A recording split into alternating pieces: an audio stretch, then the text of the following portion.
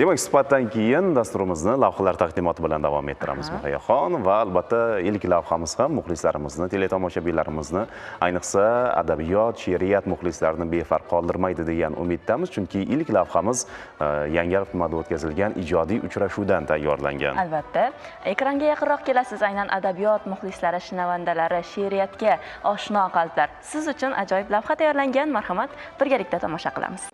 Ba'zan hayotda qalbimizda ko'ra olmagan manzaralarni ijod mahsuli orqali his qilamiz. Go'zallikning ta'mini tuyamiz. Ruhiy parvarishga erishamiz. Go'yoki ijodkor tuyg'ularimizni turtib uyg'otayotgandek bo'ladi.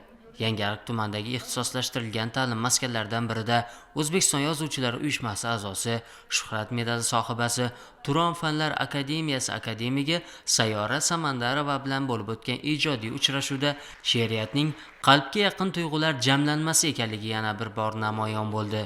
So'zning qudrati katta ekanligini yaxshi bilamiz, ammo uning sehrli hududi sarhadlariga faqat ijodkorgina qadam qo'ya oladi. Ya'ni ijodkorning oddiygina so'zlarni misralarga joylab, so'z san'atiga aylantira olganligi uchun ham qadrlaymiz. Taniqli qalamkash filologiya fanlari nomzodi dotsent, Turon Fanlar akademiyasining akademiga faxriy professor darajasiga erishgan. Ijodiy muloqotda shoiraning tilidan yangragan she'r va g'azallari o'quvchilar va muxlislarga zavq ulashdi. Bundan ilhomlangan yoshlar yurtimizda ularga berilgan imkoniyatlar, o'zlari erishgan muvaffaqiyatlar haqida to'xtaldilar. Shuningdek, yosh qalamkashlarning badiiy namunalari tinglandi. Adabiy kechada yurtimizda adabiyotga berilayotgan yuksak e'tibor, jamiyatda ro'y berayotgan o'zgarishlar, adabiy an'analar va ijod sirlari haqida so'z bordi.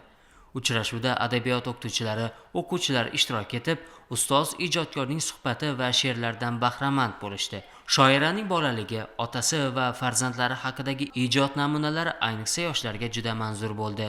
Vujudimni titratar nolam, yo'qdir duo qiluvchi onam. Endi o'zing tilagin, bolam, menga umr so'ragin, bolam. Daryo bo'lib oqib berayin, yuragimni yoqib berayin, bolangni ham boqib berayin, menga umr so'ragin, bolam. Ko'zlarimning kulishin so'ra, hozirgiday yurishim so'ra, davralarda bo'lishim so'ra, menga umr so'ragin, bolam, menga umr so'ra, jon bolam. Endi bilyapman, hayhot, nedir qora va ne erur oq, shoshmay tursin abadiy firoq, menga umr so'ragin, bolam. Dunyoga ko'p mening xitobim, yozilmadi qancha kitobim, so'nmay tursin hali oftobim, menga umr so'ragin, bolam, menga umr so'ra, jon bolam. So'rayvergin yolvorib, so'rovingdan vujuding yonib, 72 tomiring qonib, menga umr so'ragin, bolam.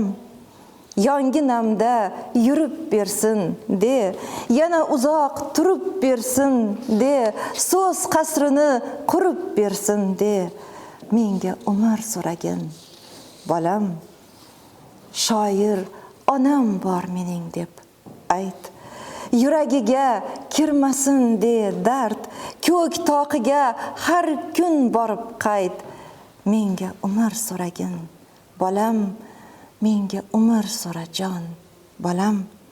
Shoir onam bor mening deb ayt, menga umr so'ragin, bolam, menga umr so'rayver, bolam. Aman.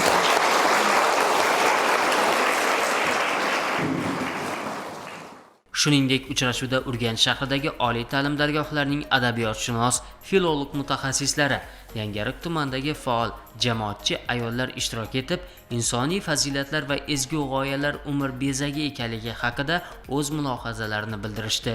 Iqtidorli o'quvchilar ijrosidagi raqslar, sahna ko'rinishlari ijodiy uchrashuvga yanada fayz bag'ishladi.